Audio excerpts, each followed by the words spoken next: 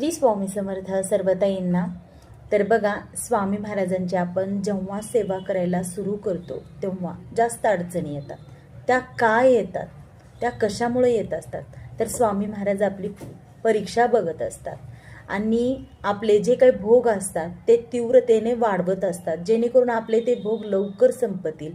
त्यामुळं आपण स्वामी महाराजांची सेवा अर्ध्यात कधीच सोडायची नाही। कारण कधी कधी काय होतं, आपण स्वामी महाराजांचे स्वामीचरित्र सारामृत पारायण करतो, गुरुवार करतो, पण आपल्याला प्रचिती येत नाही आणि आपली इच्छा पूर्ण होत नाही, आपले संकट दूर होत नाहीत।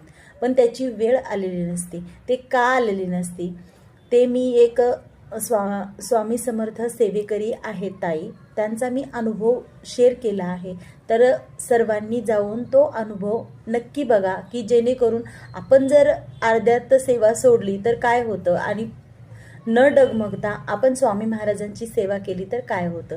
तर सर्वांनी चॅनलवर व्हिडिओ अपलोड केला आहे, नक्की बघा।